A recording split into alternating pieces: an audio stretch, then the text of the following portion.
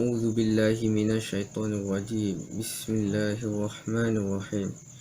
Alhamdulillahi rabbil alamin wal aqibatu lil muttaqin wassalatu wassalamu ala sayyidina Muhammad wa ala alihi wa ashabihi ajma'in. Allahumma ya hayyu ya qayyum ya dzal jalali wal ikram.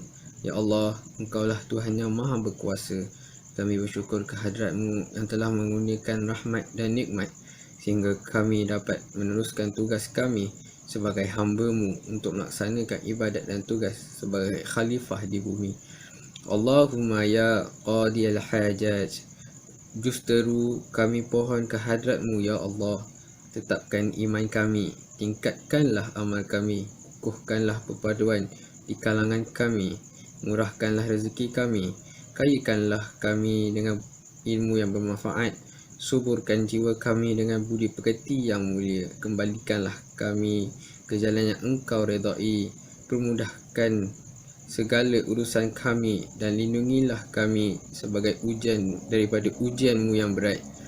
Allahumma ya qawiyyu ya azizu ya fa'alul lama yurid ya rahman ya rahim. Pada pagi ini kami berkumpul bagi menjayakan program pelancaran Nilam dan Hari Nilam 1 Selangor Hanis SMK Desa Sedang tahun 2021. Justeru itu kami pohon kepadamu ya Allah. Engkau berikanlah keizinan kepada kami, rahmatilah kami, lindungilah kami sehingga kami dapat meneruskan program ini dengan sempurna dan selamat. Engkau jadikanlah program ini sebagai satu wadah untuk kami bersatu padu, bekerjasama dan bantu-membantu di kalangan kami demi membangunkan negara dan menghadapi alaf baru. Rabbana atina fid dunya hasanah wa fil akhirati hasanah wa qina adzabannar. Wa sallallahu ala sayyidina Muhammad wa ala alihi wa sahbihi wa sallam. Alhamdulillahi rabbil alamin. Amin amin ya rabbal alamin.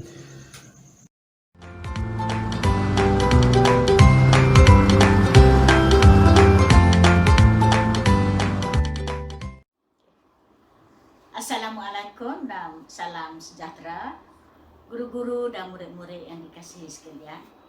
Buku merupakan media terbaik untuk kita mendapat ilmu dan belajar daripada pengalaman orang lain. Justru tabiat atau amalan membaca buku mampu membangunkan jiwa dan minda kita. Jiwa yang sihat dan minda yang tajam akan membolehkan kita memilih dan menyisih ilmu yang didapati bermanfaat untuk kesejahteraan diri dan masyarakat. Seterusnya, menyumbang kepada pembentukan generasi minda kelas pertama. Generasi yang berilmu dan berakhlak mulia serta berketerampilan akan memastikan warga Malaysia terus cemerlang di negara sendiri maupun di pesada antarabangsa.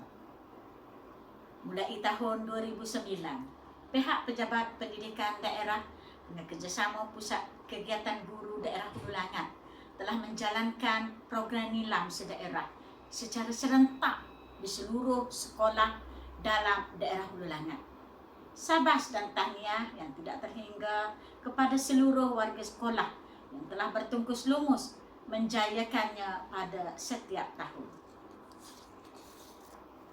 Pada hari ini sekali lagi kita mengorak langkah dalam melaksanakan sambutan Hari Nilam sedaerah. Kejayaan program Nilam sangat bergantung kepada komitmen daripada pihak sekolah dan juga masyarakat.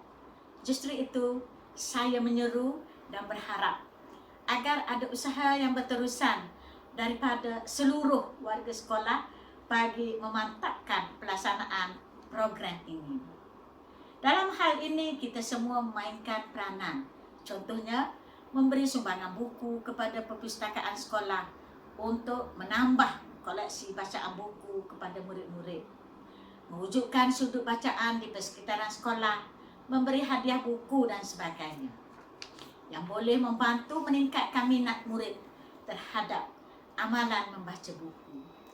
Anak-anak yang dikasihi sekalian, memandangkan program Nilam telah ditambah baik dan dilaksanakan secara menyeluruh bermula tahun lepas, bidang bacaan juga telah dibuka dengan luas yakni tidak terhad kepada bidang bahasa Inggeris atau bahasa Melayu sahaja. Oleh itu, murid-murid kini mempunyai pilihan untuk memilih bahan bacaan mengikut minat masing-masing. Namun demikian adalah digalakkan murid-murid untuk membaca pelbagai jenis bidang bacaan supaya pengetahuan dapat dikembangkan. Tahniah buat warga sekolah kerana sentiasa menyokong hasrat kerajaan dalam melahirkan minda bangsa kelas pertama. Saya berharap dengan penuh harapan agar program ini dapat diteruskan dengan jaya, dengan sokongan daripada semua pihak.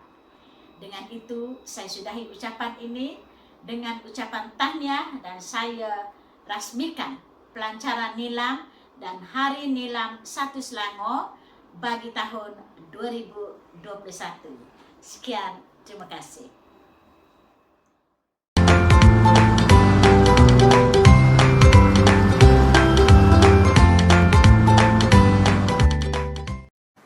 Berburu rusa ke tengah hutan, rusa ditinggal dimakan macan.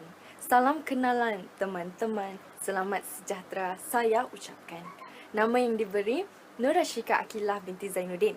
Saya dari kelas 5 Bestari dan dalam video ini saya akan meresensikan sebuah novel yang bertajuk Pesona karya Arif Zulkifli. Baiklah, Pesona telah diterbitkan pada 30 November 2018 dan Pesona juga bertemakan fantasi.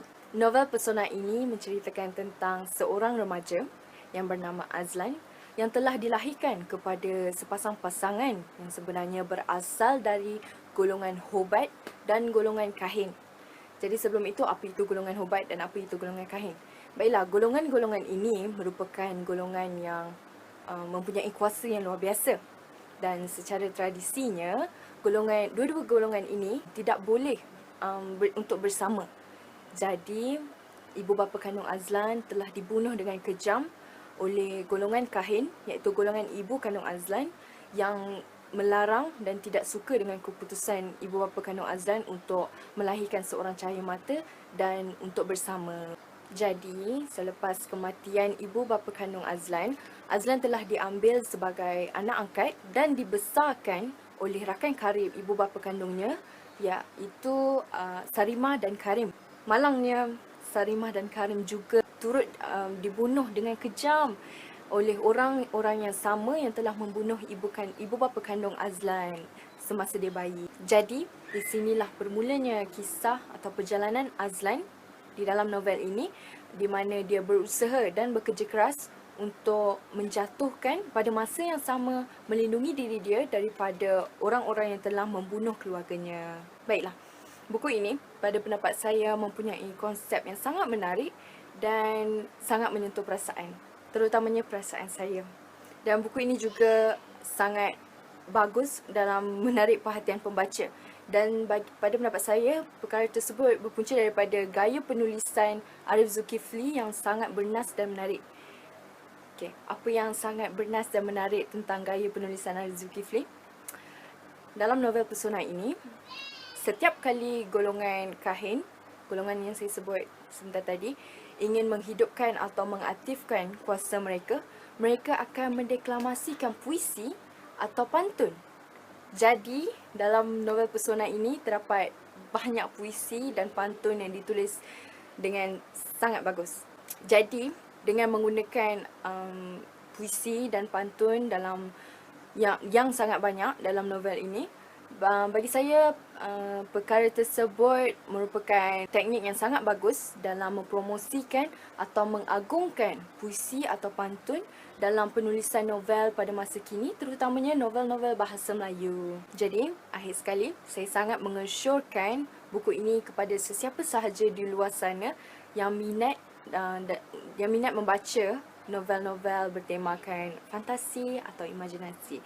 Kerana dalam novel Pesona ini bukan sahaja terdapat karakter Azlan yang ingin membalas dendam atau mempertahankan diri dia, tetapi terdapat juga karakter lain yang ditulis dengan sangat baik dan membuatkan pengalaman membaca novel pesona ini lebih mengujakan dan menggembirakan.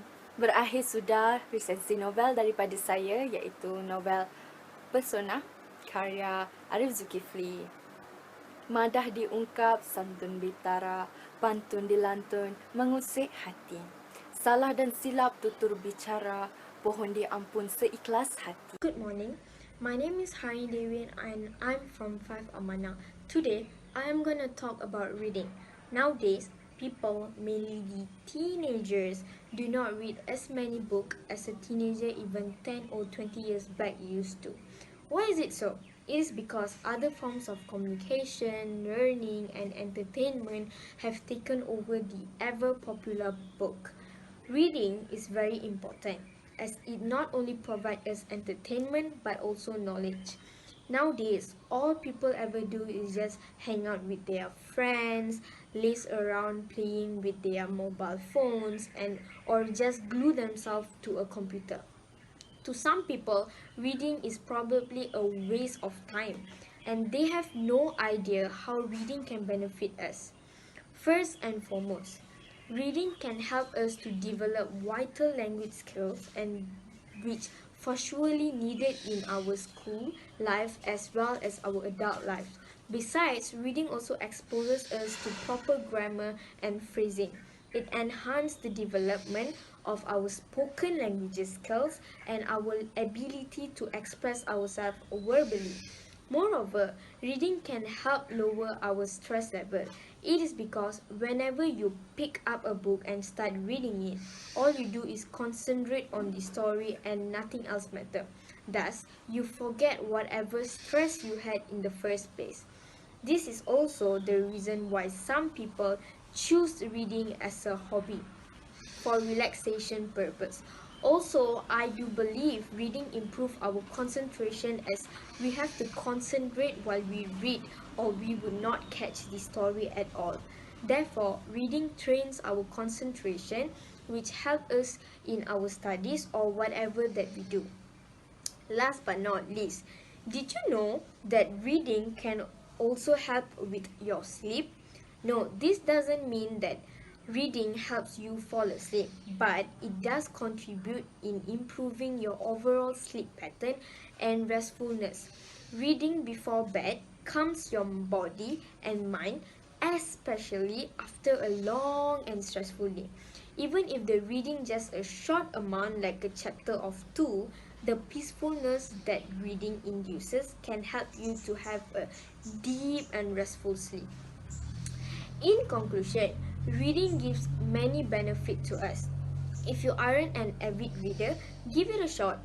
Reading might seem boring to someone who have never truly read a great piece, but with a little time you can love reading as well. With all of the amazing benefits of reading, it is definitely worth the time.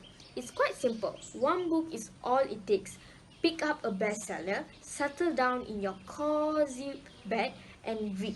You might be surprised at the great fun that reading can be to you. And you might even become a heavy reader by time. That's all. Membaca dan belajar